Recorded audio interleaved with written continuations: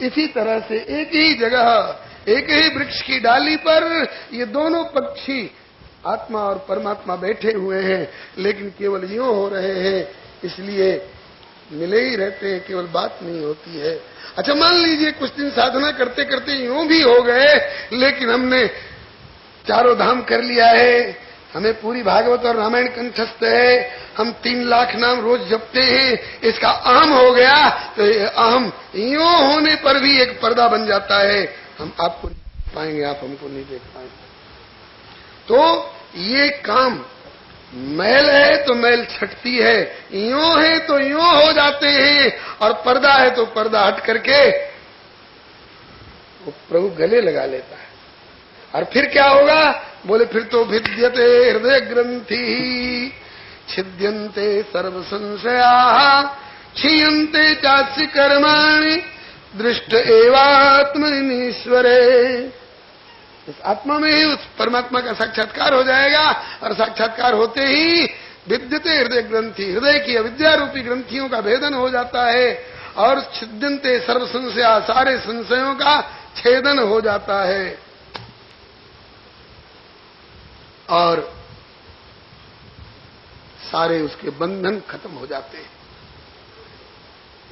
अब आगे वर्णन करते हैं कि वही परम तत्व, अद्वैत तत्व, एक ही तत्व। कल बताया था, श्री वृंदावन के एक विद्वत वरेण्य संत कहा करते कि भगवान की भी मजाल नहीं जो 2 भगवान बना दे। मतलब कि एक ही भगवान अनेकों रूपों में अभिव्यक्त होकर अनेक तरह की लीला कर सकते हैं, लेकिन अनेकों रूपों में अभिव्यक्त होते हुए द्वारका में 16,100 रूप है कि नहीं, 16,108 रूप है कि नहीं। रुक्मिणी के महल में भी एक रूप से, सत्यभामा के महल में भी एक रूप से, लक्ष्मणा सत्या के महल में भी एक एक रूप से। अब उनसे आपसे पूछा जाए कि रुक्मिणी के महल वाले श्री कृष्ण बड़े हैं कि सत्यभामा के महल वाले, तो कहते हैं कि ऐसा ही प्रश्न होगा कि अयोध्या वाले सूर्य नारायण बड़े हैं कि वृंदावन वाले सूर्य नारायण बड़े हैं, दिल्ली वाले सूर्य में ज्यादा प्रकाश है कि बंबई वाले में ज्यादा प्रकाश है।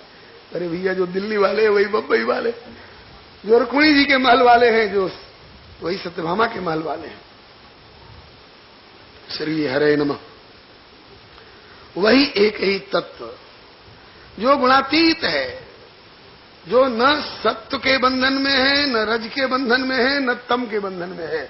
सत्वगुण, रजोगुण, तमोगुण इन तीनों बंधनों से बहुत ऊपर है, वह गुणातीत है। लेकिन फिर भी जब संसार की रचना करने की इच्छा होती है तो प्रकृतिम स्वाम अधिष्ठाय संभवाम्यात्म मायया, प्रकृति को स्वीकार करते हैं, प्रकृति के 3 गुणों को स्वीकार करते हैं। ये प्रकृति के 3 गुण कौन है जी? बोले कि सत्वम रजस्तम, सत्वम रजस्तम इति प्रकृतिर्गुणाः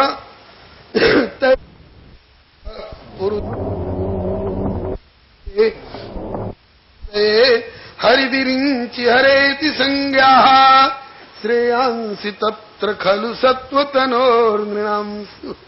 वही एक परमात्मा प्रकृति के 3 गुणों को स्वीकार करता है।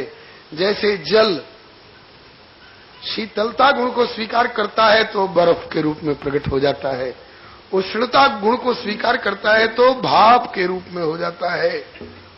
इसी तरह से प्रकृति के जो 3 गुण हैं, इन तीनों गुणों को अलग अलग 3 रूप से स्वीकार करके और 3 रूप से प्रभु प्रकट हुए।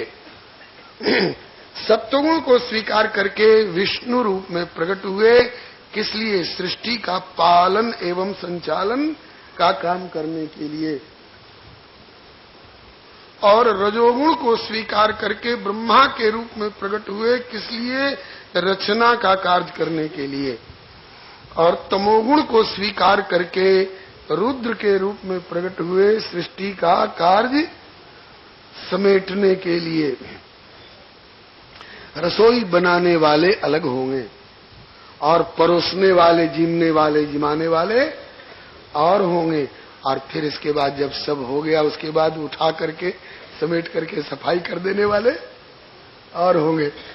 इसी तरह से सृष्टि की रचना करने के लिए और रूप में, पालन संचालन करने के लिए, व्यवस्था करने के लिए और रूप में, और संहार करने के लिए और रूप में। सप्तगुण को स्वीकार करके विष्णु रूप में प्रकट होते हैं, इसलिए कि बिना सप्तगुण को स्वीकार किए निष्पक्ष पालन नहीं हो सकता है। रजोगुण तमोगुण में आ जाएंगे तो ये हमारी जाति का है, इसलिए इसको यूं कर दो, हमारी पार्टी का है इसलिए इसके लिए यूं उठा दो, और ये इधर उधर का है इसलिए इसकी ऐसी तैसी। तो ये सत्वगुण को स्वीकार किए बिना निष्पक्ष भाव से आस्तिक नास्तिक। गुरु जी एक उदाहरण दिया करते थे। एक बार नारद जी ने कहा कि प्रभु ये नास्तिक लोग ताश खेलते हैं, जुआ खेलते हैं और अनाप शनाप गाली गलौज शराब पी करके कहीं सड़ी मोरी में पड़े रहते हैं। अगर मेरे हाथ में ये शासन सृष्टि की बागडोर दे दीजिए तो एक दिन में सबको भक्त बना दें। बोले कि बनाओ। कहा कि हमको हमारे हाथ में बागडोर दीजिए। नारद जी के हाथ में बागडोर मिली और इसके बाद नारद जी ने घोषणा कर दी कि जो भजन करेगा उसके खेत में पानी बरसेगा, और जो भजन करेगा उसको भोजन मिलेगा, उसको ओढ़ने बिछाने को मिलेगा, और जो भजन नहीं करेगा सब तरह से वंचित कर दिया जाएगा। उसके यहाँ रेड कार्ड चला जाएगा, उसकी लाइन काट दी जाएगी है ना। ऐसे ही नारद जी के द्वारा घोषणा हुई तो कितने ऐसे जिद्दी थे रावण जैसे, बोले मर जाएंगे, कट जाएंगे, टूट जाएंगे, लेकिन राम ऐसा नहीं कहेंगे। और वे और ऐसे के अनुयायी लोग एकदम हाय हाय मच गई, हाय हाय मच गई। भगवान से करुण क्रंदन नहीं देखा गया। कहा कि नारद तुम्हारे जिम्मे पालन का काम देना ठीक नहीं है, पालन तो हमारे जिम्मे ही रहेगा। सत्वगुण प्रधान अगर न हो तो निष्पक्ष भाव से सबका पालन नहीं हो सकता। सबकी करनी का यथा योग्य जो फल देता है, सदा निष्पक्ष न रिश्वत किसी से लेता है, सदा निष्पक्ष किसी से लेता है। एक रस है जो जन्मता न मरा करता है, एक रस है जो जन्मता न मरा करता है, सदा कल्याण का झरना जो झरा करता है, सदा कल्याण का झरना जो झरा करता है।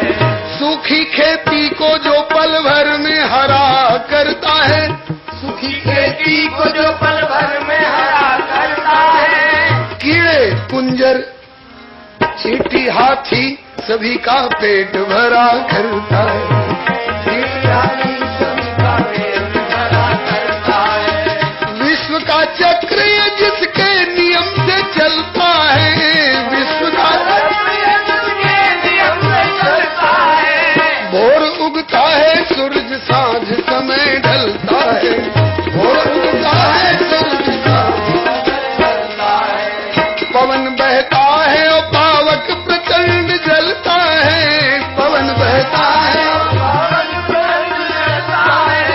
सिंधु भी देख लो मर्यादा से न टलता है, सिंधु भी देख लो मर्यादा से न टलता है। जिसकी सत्ता के बिना पत्ता नहीं हिलता है,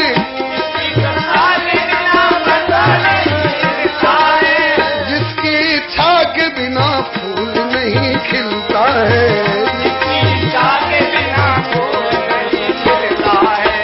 कहो वह कौन है, बोलो वह कौन है, कहो वही श्री राम है, वही घनश्याम है, वही श्री राम है, वही घनश्याम है। वही रमैया है, वही कन्हैया है, वही रमैया है, वही कन्हैया है। इस सफाई से ये मानुष का चोला जिसने सिया, मानुष का चोला जिसने सिया, अचरज तो ये है कि सुई ना धागा हाथ लिया, अचरज तो ये है कि सुई ना धागा हाथ लिया। सीप की सी चमकती आंख बनाई कैसी, सीप की सी चमकती आंख बनाई कैसी, रख दी है बीच में तबले सी स्याही कैसी।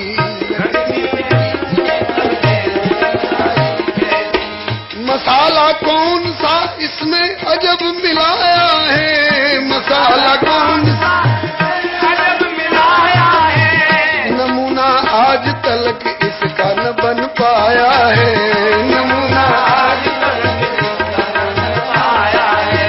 साथ ही इसके वो प्रकाश भी प्रदान किया, साथ ही इसके वो प्रकाश भी प्रदान किया, छोटे से फिल्में दिखलाई सब जहान दिया, छोटे से फिल्में दिखलाई सब जहान दिया। नाम को भी जलाया जिसने नाम मसाल दिया, नाम को भी अंधेरे घर में बैठे क्या वहाँ कमाल किया,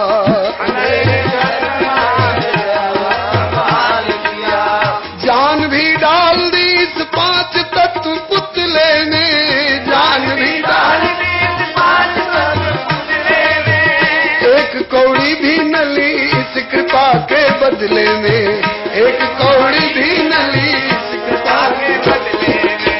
जन्म से पहले ये कौतुक भी बेमिसाल किया, जन्म से पहले ये कौतुक भी बेमिसाल किया, दूध बच्चे के लिए माँ के उर में डाल दिया, दूध बच्चे के लिए माँ के उर में डाल दिया। कहो वह कौन है, बोलो वह कौन है, कहो वह कौन है, बोलो वह कौन है। वही जगदीश्वर है, वही परमेश्वर है, वही जगदीश्वर है, वही परमेश्वर है, वही सर्वेश्वर है, वही विश्वम्भर है, वही सर्वेश्वर है, वही विश्वम्भर है, वही जनरेटर है, वही ऑपरेटर है, वही जनरेटर है, वही ऑपरेटर है, वही क्रिएटर है, वही डिस्ट्रॉयर है, वही क्रिएटर है, वही डिस्ट्रॉयर है, वही प्रलयंकर है, वही शिव शंकर है, वही भयंकर है, वही शिव शंकर है। सत्वं रजस्तम इति प्रकृतेर्गुणास्तैर्युक्तः परः पुरुष एक यः सिद्धते स्थित्यादये हरिविरिञ्चि हरेति संज्ञाः श्रेयांसि तत्र खलु सत्वतनोर नृणाम स्युः। सत्वगुण को स्वीकार करके पालन करने के लिए विष्णु रूप में प्रकट होता, क्योंकि सत्वगुण को स्वीकार किए बिना निष्पक्ष पालन संचालन नहीं हो सकता। रजोगुण को स्वीकार करके ब्रह्मा के रूप में रचना करने के लिए प्रकट हुआ, क्योंकि रजोगुण को स्वीकार किए बिना रचना में प्रवृत्ति नहीं होगी। और तमोगुण को स्वीकार करके रुद्र रूप में संहार करने के लिए प्रकट हुआ, क्योंकि तमोगुण को स्वीकार किए बिना संहार में प्रवृत्ति नहीं होगी। और इन तीनों रूपों से 3 काम करते हैं। एक बात ध्यान देने की है, इन 3 गुणों को स्वीकार तो किया उन्होंने, लेकिन स्वीकार करने में हमने भी इन 3 गुणों को स्वीकार किया है, लेकिन हम प्रकृति के इन सत्वगुण रजोगुण तमोगुण को स्वीकार करने के बाद हम इन गुणों के अंदर बंध गए हैं, हम इन गुणों का गुलाम हो गए हैं, हम प्रकृति के हाथ का, माया के हाथ का बंदर हो गए। वो हमें नचाती है, लेकिन परमात्मा ने इन 3 गुणों को स्वीकार किया तो परमात्मा इन 3 गुणों के अधीन नहीं हुआ, इन 3 गुणों के और उस प्रकृति के अधीन नहीं हुआ, भले इस 3 गुणों समेत उस प्रकृति को अपने अधीन रखता है। हम जहर पिएंगे तो हमारा पोस्टमार्टम होगा, और शंकर जी जहर पिए तो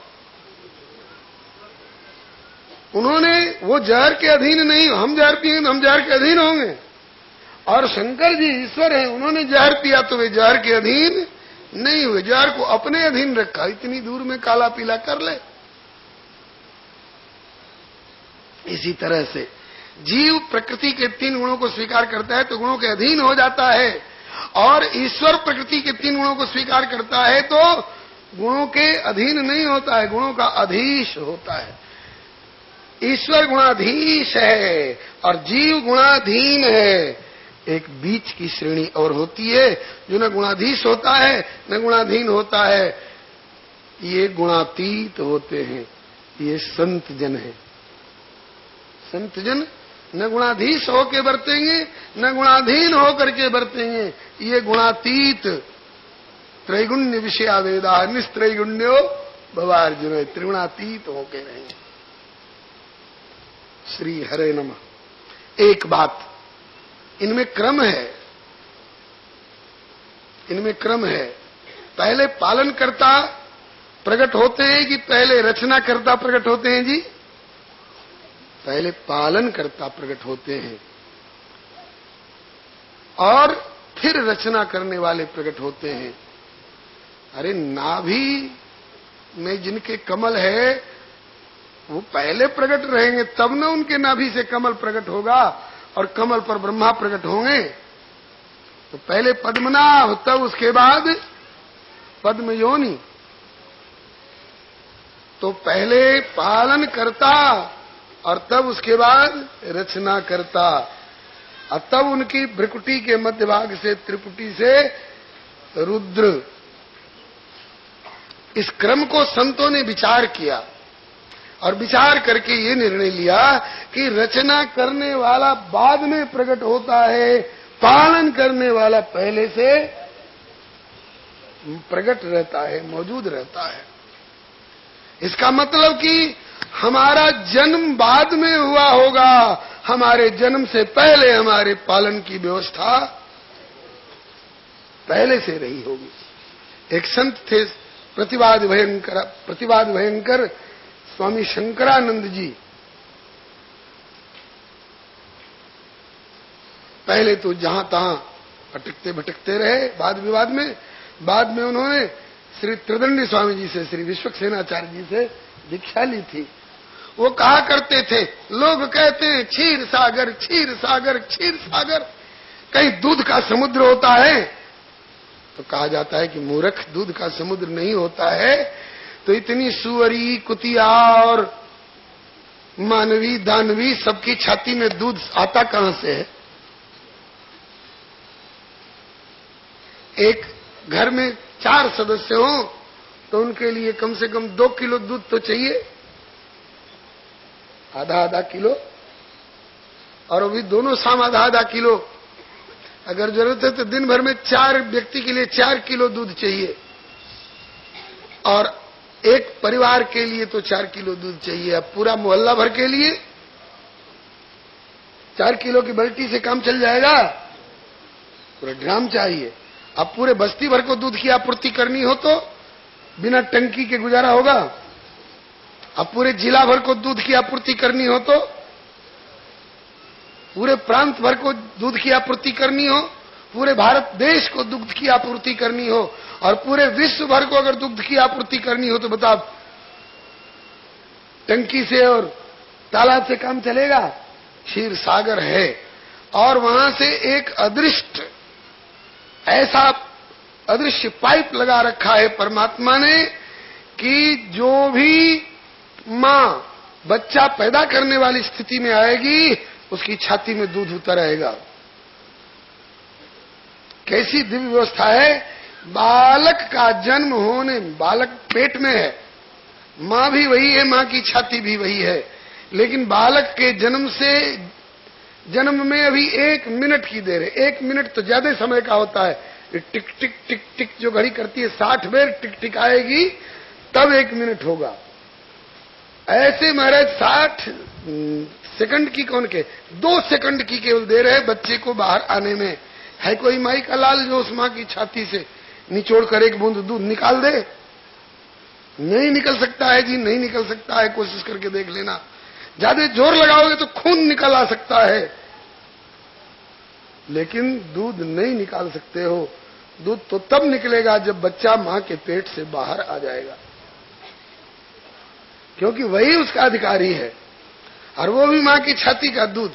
अगर मानवी एक बच्चा पैदा करेगी तो उस एक बच्चे के लिए 2 बोतल दूध, और सुअरिया और कुतिया अगर 8 और 12 बच्चे पैदा करेगी तो उनके लिए 16 और 24 बोतल दूध उनकी छाती में तैयार।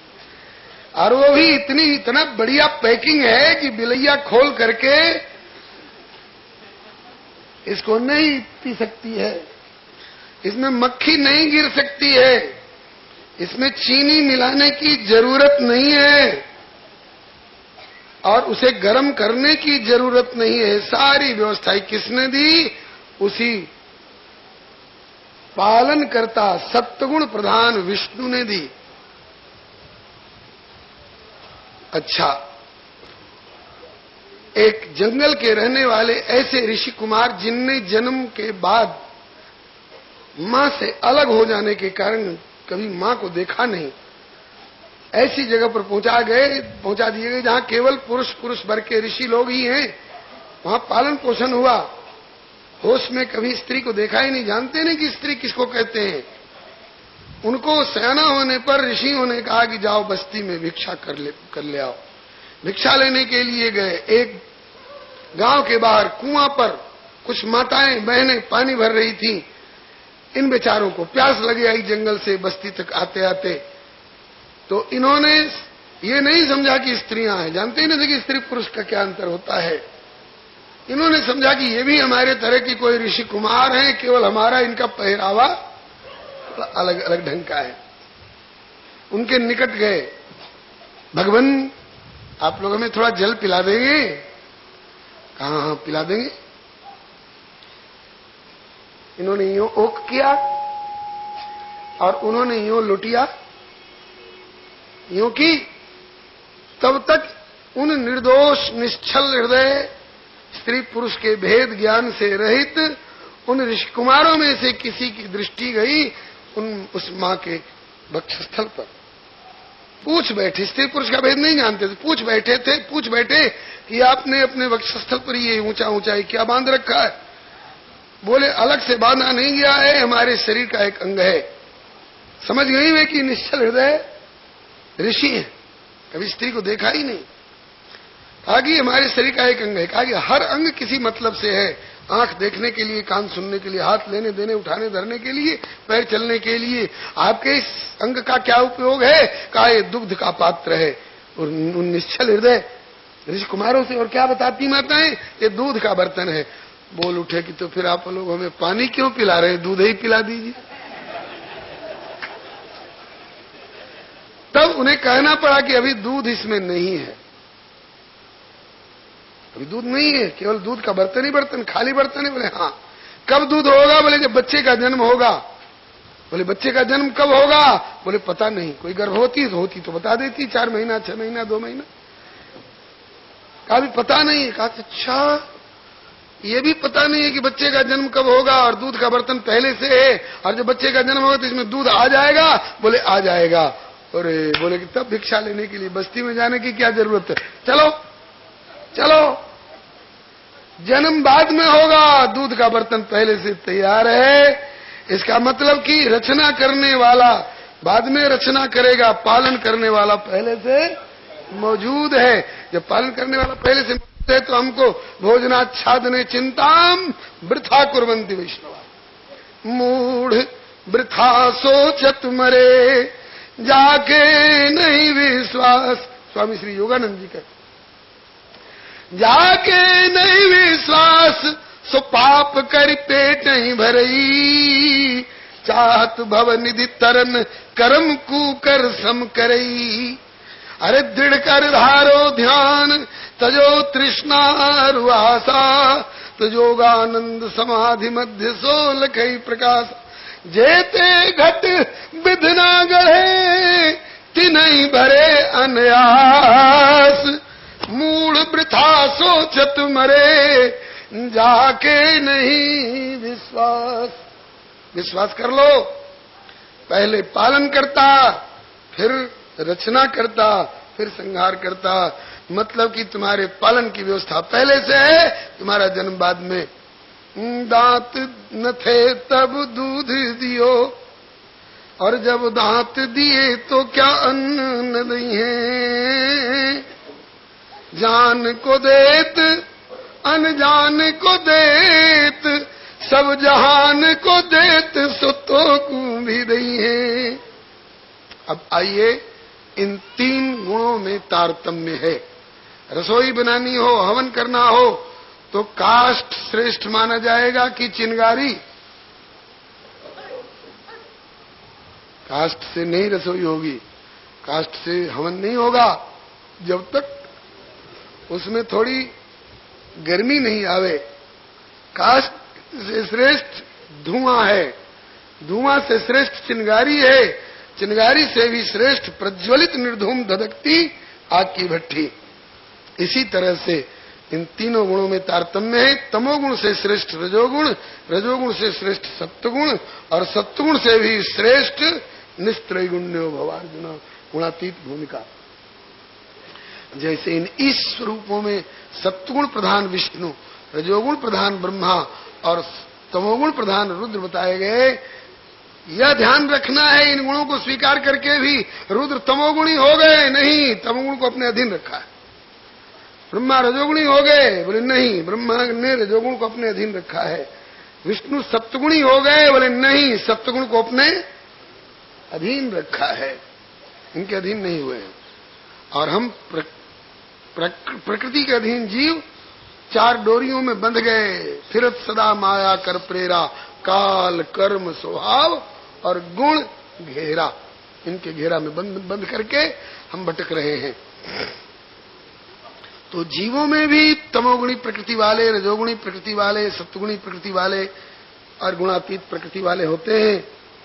तो कौन किसका भजन करेगा? बोले स्वाभाविक है, जो तमोगुणी प्रकृति वाले जीव होंगे वो तमोगुणी प्रकृति वाले देवी देवताओं का पता लगाएंगे। हम गांजा पीने वाले हैं तो पता लगाएं कौन देवता है जो गांजा पीता है। हम खून पीने वाले हैं, हम मांसाहारी हैं तो पता लगाएंगे कौन देवी कौन देवता है जो खून और मांस का भोग लगाता। तो तमोगुणी प्रकृति वाले तमोगुणी देवी देवताओं की आराधना करेंगे, रजोगुणी प्रकृति वाले रजोगुणी प्रकृति वाली देवी देवताओं की खोज करेंगे, और सत्वगुणी प्रकृति वाले सत्वगुण प्रधान इस स्वरूपों की खोज करेंगे और आराधना करेंगे। और गुणातीत प्रकृति वाले इन 3 गुणों से परे गुणातीत परमात्मा, जिनको श्री राम, श्री कृष्ण, श्रीमन नारायण इत्यादि नामों से संबोधन किया जाता है, जिनको ब्रह्म परमात्मा और भगवान कहा जाता है, उनकी आराधना करते हैं। रजः तमः प्रकृतया समशीला भजन्ति वै, पितृभूत प्रदेशादीन श्री ऐश्वर्य प्रदेप्सवः। लेकिन मुमुक्षवो, जो भवबंधन से छूटने की इच्छा रखने वाले हैं, ऐसे लोग मुमुक्षवो घोर रूपान हित्वा भूतपति न था, जो भवबंधन से छूटने की कामना रखने वाले हैं, वे नवग्रहों की ओर नहीं दौड़ेंगे, राहु केतु शुक्र शनिश्चर इत्यादि की ओर नहीं दौड़ेंगे, ये साधारण देवी देवताओं की ओर नहीं दौड़ेंगे। कहेंगे कि राधा वल्लभ ध्याई के और ध्याइए कौन, अरे ब्यास ही देत बने नहीं बड़ी बड़ी पर नोन। बड़ी बड़ी में पकौड़ी में अलग अलग नमक काहे को डाले, एक ही साथ बेसन में फेंक देंगे, सब में पहुंच जाएगा। पत्ते पत्ते पर खाद और पानी देने की कोई जरूरत नहीं है। एकमात्र मूल रूप जो परमात्मा है उनको सींच दो, बस तृप्यंत तत्स्कंद भुजोपशाखा, अर्थात एक कई साध है सब सधे, और उसको छोड़कर बाकी थोड़ा यहाँ भी जल ढार दो, और थोड़ा 2 बतासा यहाँ, और 2 चिनौरी यहाँ, और 2 अगरबत्ती यहाँ, और यहाँ। तो कहते हैं कि तुम सींचते रहो, देते रहो खाद पानी, पत्ते पत्ते और डाली डाली को नहीं। एक ही साधे सब सधे, सब साधे सब जाए, गही पकड़ा जब मूल को तब फूले फले अघाए। लेकिन लेकिन लेकिन इसमें लगा हुआ है। ठीक है, आप आराधना कर रहे हैं उस त्रिगुणातीत परमात्मा का, लेकिन अन्य स्वरूपों की निंदा करने का ठेका मत ले लीजिए। मुमुक्षवो घोर रूपान हित्वा भूतपति न था, नारायण कला शांता भजंती ही अनसूयव। ये अनसूया वाली शर्त इतनी बढ़िया शर्त है कि इसको समझे बिना, इसको जाने और माने बिना अगर हम ज्यादा अनन्य बन गए तो अपने इष्ट की तो बड़ाई और उसी परमात्मा के और स्वरूपों को गाली देना, अरे उनमें क्या रखा है, अरे उनमें क्या रखा है। तो जितनी देर उनमें क्या रखा है, उनमें क्या रखा है करोगे, उतनी देर तक अपने इष्ट के स्वरूप से अलग हो। चिकसौली के एक गुसाई जी ने एक दृष्टांत सुनाया था। एक का पति गोरा था, थोड़ा सुंदर था, फेस कटिंग अच्छी थी, और उसकी पड़ोसिन जो थी उसका पति थोड़ा काला था। हाँ, काला था। तो जो गोरे पति वाली थी रह रह करके 2 दिन पर 4 दिन पर कोसती रहती थी, चल चल तेरा पति काला है और तेरा मेरा पति गोरा है, सुंदर है।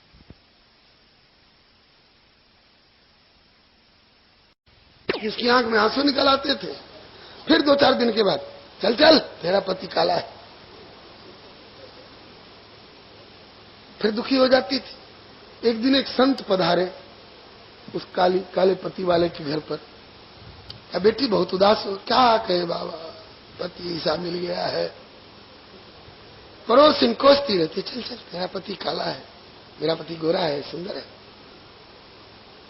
तो कहा कि बाबा मैं दुखी हो जाती हूँ। कहा बेटी आज से दुखी मत होना, हम सृष्टि को नहीं बदल सकते, दृष्टि बदल जाए तो वही सृष्टि जो पहले मायामयी और दुखदायी लगती थी, संत कृपा से दृष्टि परिमार्जित हो जाए तो मायामयी नहीं भगवतमयी और भगवत कृपामयी भासने लग जाती है, दुखदायी नहीं सुखदायी हो जाती है।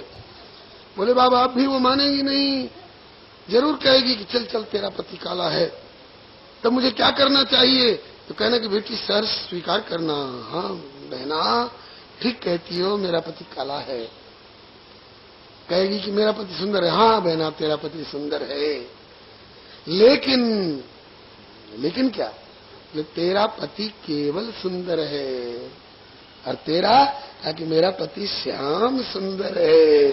बोलो वृंदावन बिहारी लाल की जय। तेरा पति केवल सुंदर है और मेरा पति श्याम सुंदर है। श्याम सुंदर भी काले हैं कि नहीं हैं? राम जी काले हैं कि नहीं?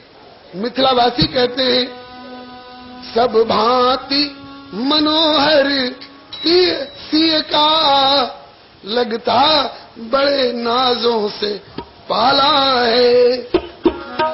सब भांति मनोहर सिय का लगता बड़े नाजों से पाला है, लेकिन कुछ कसर अगर तो बस इतनी दुल्हा थोड़ा सा काला है।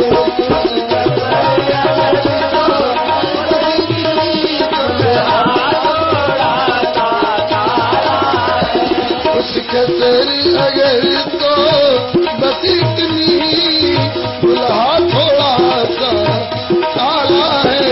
कुछ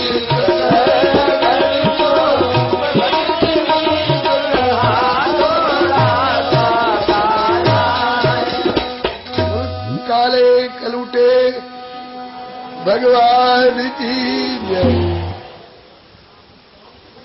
बताइए आनंद आ गया कि नहीं? किसको? अरे आपको आया सो आया।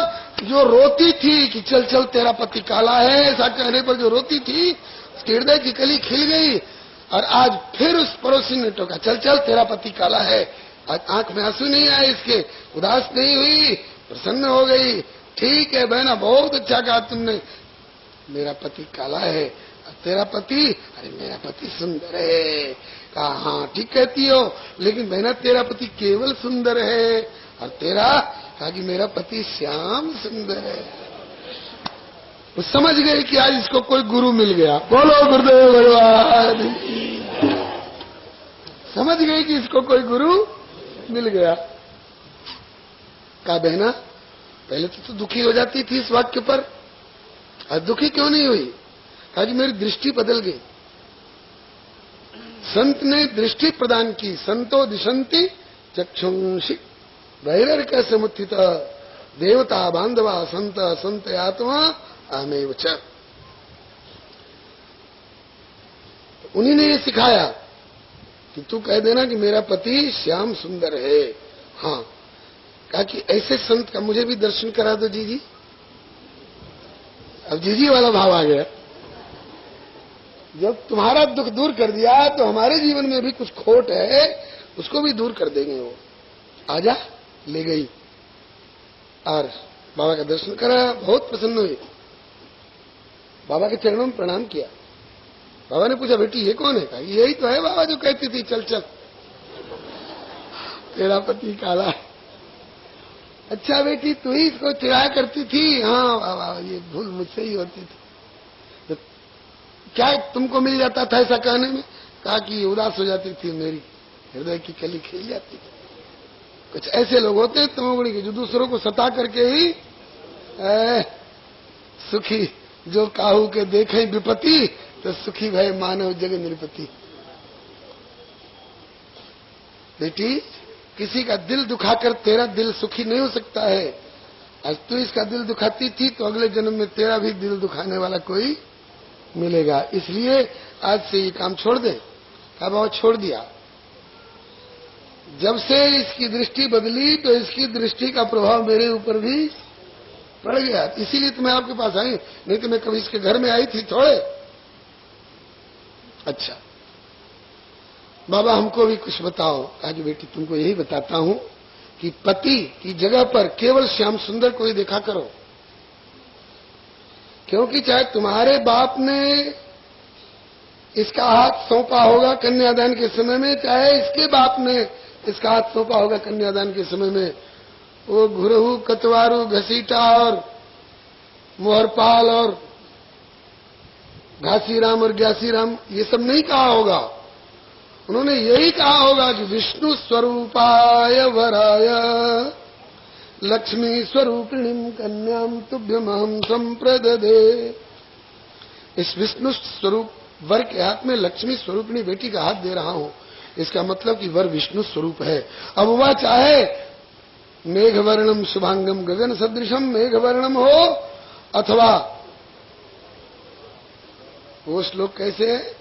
शुक्लाम वरधरम विष्णुम शशिवर्णम चतुर्भुजम प्रसन्न वदनम ध्यायेत् सर्वविघ्नोपशान्तये।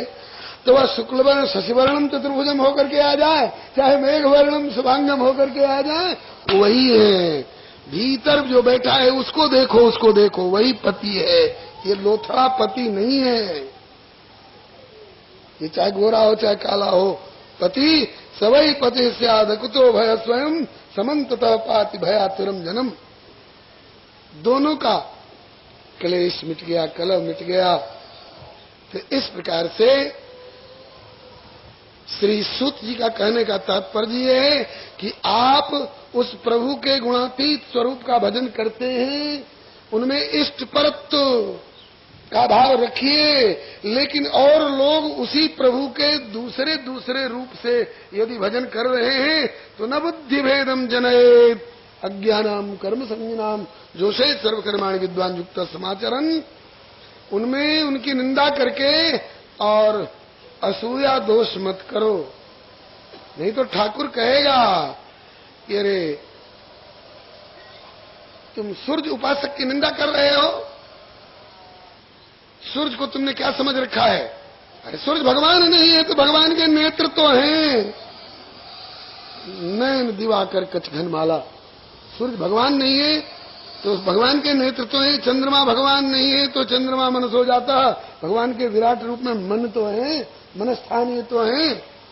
हम कहेंगे कि हम अपने भगवान की पूजा करेंगे और उनकी आंख में हम उंगली घुसेड़ेंगे।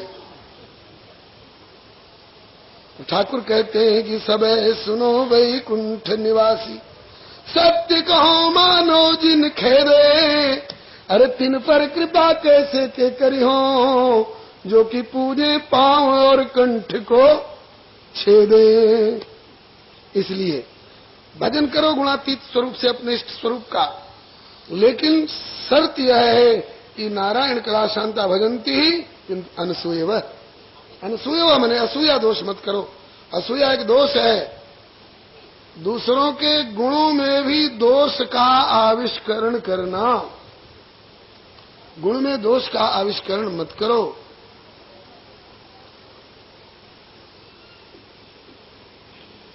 श्री हरे नमः।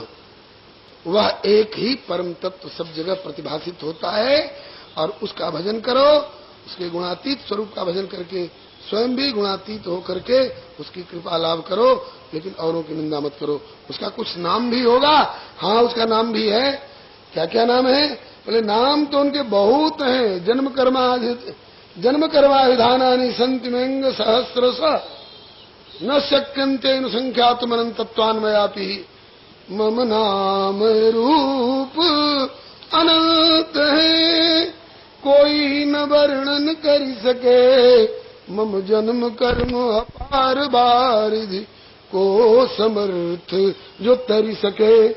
राम अनंत अनंत नामानी, जन्म कर्म अनंत गुणानी। अनंत नाम है, लेकिन उन अनंत नामों में से एक नाम यहाँ खोला गया है, वासुदेव परा वेदा, वासुदेव परा मखा, वासुदेव परा योगा, वासुदेव परा क्रिया, वासुदेव परम ज्ञानम, वासुदेव परम तपः, वासुदेव परो धर्मो, वासुदेव परा गति। उन्हीं का यहाँ पर वासुदेव नाम लिया गया है। और दूसरे स्कंध में जब नारद जी ब्रह्मा जी से पूछेंगे तो कहेंगे नारायण परा वेदा, देवा नारायणांगजा। तो दोनों में कौन बात सही है? वासुदेव परावेदा कि नारायण परावेदा? बोले कि वही नारायण है, वही वासुदेव है, वही राम है, वही कृष्ण है, वही विष्णु है। नामों का अर्थ एक ही होगा। जिनको वासुदेव कहा गया, वासुदेव का अर्थ क्या होगा? वसुदेवस्य अपत्य पुमान इति वासुदेवः, वसुदेव के पुत्र वासुदेव। यह अर्थ तो द्वापर के अंतिम चरण में जब माता देवकी के 8वें गर्भ से प्रकट होंगे तब होगा। और उसके पहले भी तो अभी सृष्टि के आदि भाग में आदि सम्राट स्वयंभू मनु जी वासुदेव नाम जपते। 12 अक्षर मंत्र बर जपहि सहित अनुराग, वासुदेव पद पंकरु दंपति मन यतिलाग। उस समय तो भी वसुदेव के बेटे नहीं कहलाए थे। प्रागयम वसुदेवस्य क्वचित जातस्तवात्मजः वासुदेव इति श्रीमान विज्ञासम प्रचक्षते। वो अर्थ तो अभी नहीं था, तो उस समय वासुदेव नाम का क्या अर्थ था? जो महाराज जी पूजन में क्या करते हैं, वासनात् वासुदेवस्य वासितम भुवनत्रयम् सर्वभूत निवासोसि वासुदेव नमोस्तुते। वह देव जिसकी वासना मात्र से, इच्छा मात्र से, संकल्प मात्र से सारा जगत वासित है। हम लोगों को एक हल्की सी चांदनी तानने के लिए देखिए 4 लकड़ियां बांधनी पड़ी है। 4 नहीं बल्कि 8। 4 तो खड़ी और 4 आड़ी, तब एक हल्की सी चांदनी टांगी जा सकी है। और पूछिए कि जहां ये स्काई लैब और अंतरिक्ष यान जहां जाकर के स्टेशन बना के रह रहे हैं, वहां से ईंट पत्थर की रिपोर्ट दे रहे हैं, वो चंद्रलोक कितने खंभों पर टिका हुआ है, किस इंजीनियर ने बनाया है? वही वासनात् वासुदेवस्य वासितम भुवनत्रयम्। आप पानी के सतह पर एक मट्टी का ढेला धर के देख लीजिए, डूब भी जाएगा और गल भी जाएगा। लेकिन प्रभु ने इस विशाल पृथ्वी को यहां टिका रखा है। जल की बहुतायत है। बताइए तो डूब रही है कि गल रही है? न डूब रही है न गल रही है। पानी पर पृथ्वी के टिकौल बिनु खंभाया आसमान, आसमान में चांद सितारे और धरती पर इंसान, कह प्रभु ऐसन के करी। आपके अलावा ऐसा दूसरा कौन कर सकता है? ये उन्हीं की कृपा है, उन्हीं का संकल्प है। वासनात् वासुदेवस्य वासितम भुवनत्रयम्। ये आजकल मोटर, कार, ट्रक, बस दौड़ रही हैं टनों बोझा ले लेकर के। वो कौन से चक्के पर चल रही हैं? रबर का ट्यूब है और रबर का ही टायर है। ट्यूब में हवा भरी है उसमें एक इतनी सी कील गड़ जाए, इतना सा छेद हो जाए तो चक्का पंक्चर हो गया। और हमारे इस शरीर रूपी ट्यूब में 9 छिद्र तो स्पष्ट दिखाई पड़ते हैं। 2 नेत्र द्वार, 2 श्रोत्र द्वार, 2 नासाविवर द्वार, 2 मलमूत्र के द्वार, 1 मुख का द्वार। तो कहते हैं एक और होता है जो प्राय ढक्कन लगा रहता है। कबीर जी कहते हैं 10 द्वारे का ये पिंजरा और तामे पंछी कौन, या में रहबे को आचरज है, या में ते जाए तो अचरज कौन। तो एक पंक्चर में हवा नहीं टिक पाती है, और इस 10 पंक्चर वाले में ये पंछी कौन कैसे टिका हुआ है? बोले वासनाद वासुदेवस्य वासितम भुवनत्रयम सर्वभूत निवासोसि वासुदेव नमोस्तुते। और वह देव जो सब में वास करता है अंतर्जामी रूप से। वासुदेव का अर्थ हुआ जो सब में वास करता है और सबको अपने में वास देता है। रोम रोम गत कोट कोट ब्रह्मांड को, सारे ब्रह्मांडों को जो आप किए धारण है, जन का त्रिताप हरण और तरण तारण है, जिसके सुमिरण से होता विघ्न भय निवारण है, और भूल जाना ही जिसे सब दुखों का कारण है। तो वह देव जो सब में बसा हुआ हो और जो सबको अपने रोम रोमगत कोट कोट ब्रह्मांडों में बसाए हुए हो, उसका नाम है वासुदेव। और राम शब्द का अर्थ क्या होगा जी? रमते सर्वभूतेषु स्थावरेषु चरेषु च अंतरात्म स्वरूपेण राम इत्युच्यते बुधैः। जो सब में रमा हुआ है और जो सबको अपने में रमाए हुए है, उसी का नाम है राम। तो सब में रमा हुआ है कह लिया तो, अथवा वह सब में बसा हुआ है कह लिया तो क्या फर्क पड़ गया जी? विष्णु शब्द का अर्थ ये विद्वजन बताते हैं, विश्व व्याप्त धातु से विष्णु शब्द की निष्पत्ति होती है। विश्व के अणु परमाणु में जो परिव्याप्त हो उसका नाम है विष्णु। और नारायण बोले आपो नारा इति प्रोक्ता, नारो वही नरसूनवः। नार जल को भी कहते हैं और नारायण से उत्पन्न होने वाले जीवों को भी कहते हैं। और इनमें जो अयन माने घर बनाकर निवास कर रहा है वही नारायण है। तो सब में बसा हुआ है कह लीजिए तो वासुदेव हो गया, सब में रमा हुआ है कह लीजिए तो राम कहला गया, सब में परिव्याप्त है कह दीजिए तो विष्णु कहला गया, और सब में घर बना के रहता है कह लीजिए तो नारायण कहला गया। क्या क्या फर्क पड़ गया? उस एक ही प्रभु के ये अनेक नाम हैं। यहाँ वासुदेव नाम खोला गया है। वासुदेव परा वेदा, वासुदेव परा मखा, वासुदेव परा योगा, वासुदेव परा क्रिया, वासुदेव परम ज्ञानम, वासुदेव परम तप, वासुदेव परो धर्मो, वासुदेव परागति। उन्हीं के संबंध में बोले कि इन्हीं के चरणों में आप सब कुछ समर्पण करते हुए और इनका भजन करिए, सेवन करिए, श्रवण करिए, कीर्तन करिए। तस्मादेके न मनसा भगवान सात्वताम पति श्रोतव्य कृतव्यश्च ध्येय पूज्यश्च नित्यदा। फिर आगे बताएंगे आगे के अध्याय में कि वही एक ही प्रभु। अभी तो 3 प्रमुख रूप बताए ना, ब्रह्मा विष्णु और रुद्र रूप में। ब्रह्मा रूप में रचना करने के लिए, विष्णु रूप में पालन करने के लिए और रुद्र रूप में संहार करने के लिए। फिर आगे इनके और अवतारों के नाम बता करके असंख्य अवतार हैं। उन असंख्य अवतारों में 24 प्रधान हैं, 24 में भी 10 विशेष प्रधान हैं, 10 में भी 2 विशेष प्रमुख प्रधान हैं। ये सब चर्चा श्री प्रभु कृपा से कल आएगी, क्योंकि 6 बज चुके हैं। श्री हरे नमः। अंग्रेजी में ईश्वर को क्या कहते हैं? गॉड। गॉड में कौन कौन अक्षर हैं? GOD। यही 3 अक्षर इसमें क्यों आए? इसका भाव श्री ऋषिकेश वाले स्वामी श्री शिवानंद सरस्वती जी बताया करते थे। जी का अर्थ करते थे generator off the entire universe, सारे विश्व का जनरेटर माने उत्पत्ति करता, और ओ का अर्थ करते थे ऑपरेटर एंड ऑर्गेनाइजर। इसको पालन और संचालन और व्यवस्था देने वाला जो है वो ओ है। और डी डिस्ट्रॉयर, सबको संहार कर देने वाला।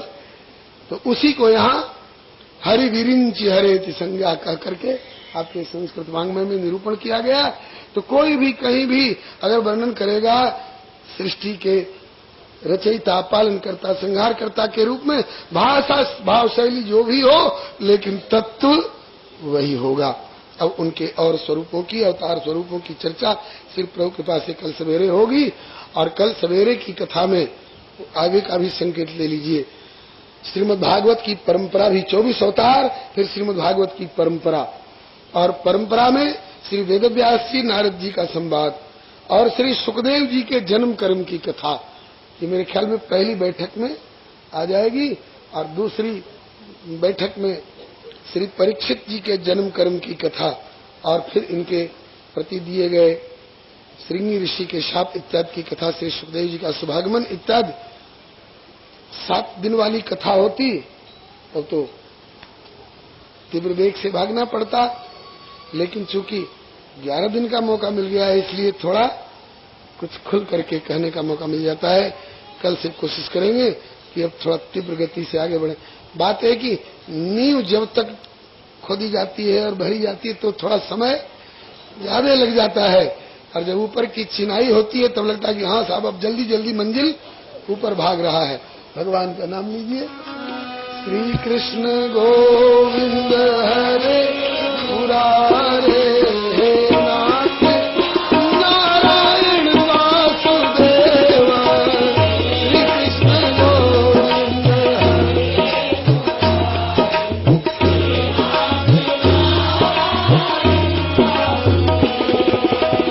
श्री कृष्ण गोविंद हरे मुरारे, हे नाथ नारायण वासुदेव।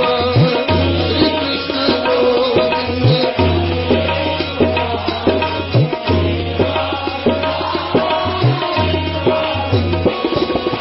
हे नाथ नारायण वासुदेव, हे नाथ नारायण वासुदेव।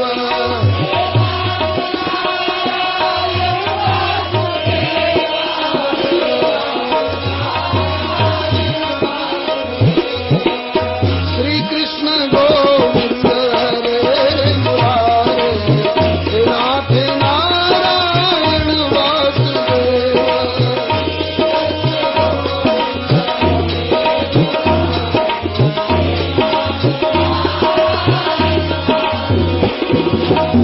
वासुदेव भगवान की जय। भजो राधे कृष्ण राधे कृष्ण राधे गोविंद। राधे कृष्ण राधे कृष्ण राधे गोविंद। केशव जी कल्याण गिरिधर, लाल केशव जी कल्याण की। मदन मोहन श्री वृंदावन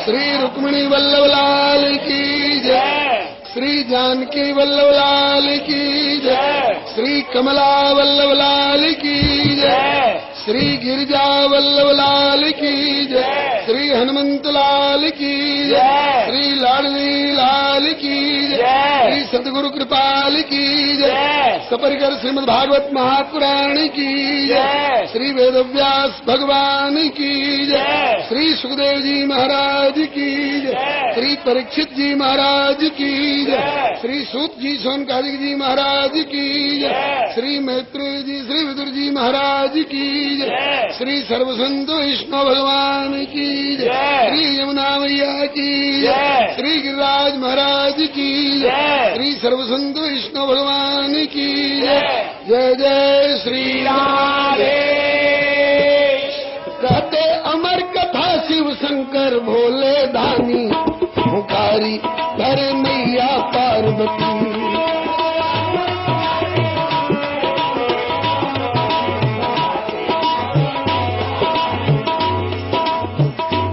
पार्वती एक वक्ता हूँ, एक श्रोता हूँ, तो वक्ता कथा कहता है, श्रोता हुंकारी भरता है। सैकड़ों हजारों वक्ता हों तो हुंकारी भरने की प्रथा नहीं है। नहीं, हजार हजार श्रोता एक साथ करने लग जाए तो कथा उसी में ढक जाए। अकेली श्रोता इसलिए हुंकारी भरती है ना। हाँ भोलेनाथ भरती जाऊंगी। कहते अमर कथा शिव शंकर भोले दानी, हुंकारी भर मैया पार्वती।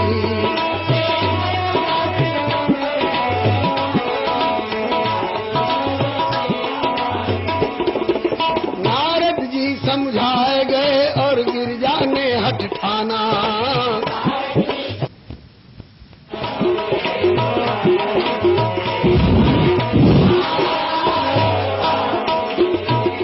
नारद जी समझाए गए और गिरजा ने हट ठाना।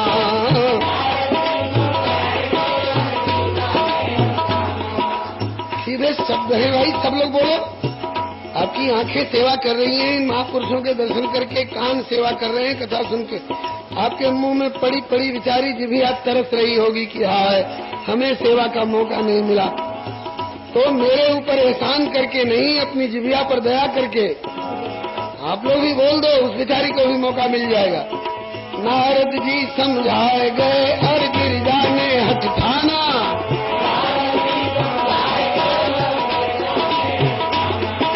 पृष्ठभूमि में शंकर जी ने अरिथायन माना।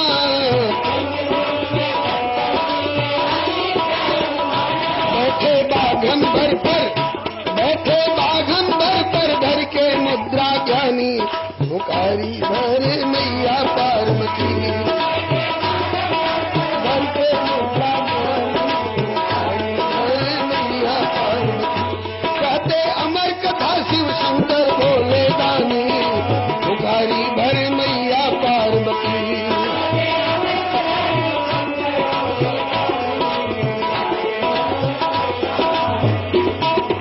अमरनाथ के शिखर एक बट वृक्ष विशाल पुराना। शिखर एक बट वृक्ष विशाल पुराना।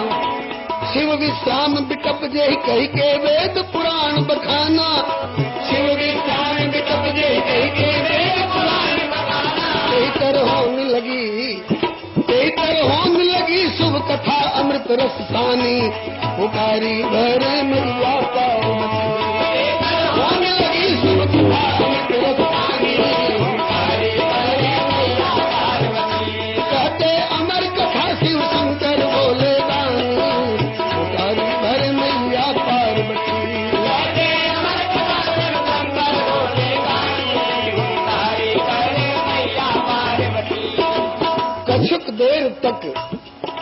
कछुक देर सुन सकी,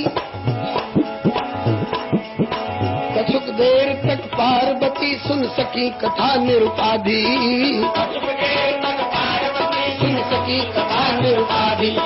पाए सुरंग प्रसंग उमा की लग गई भाव समाधि। पाए सुरंग प्रसंग उमा की लग गई भाव समाधि। पार्वती जी की समाधि लग गई। अब को भरे हुकारी रख के सावधानी, हुकारी भरे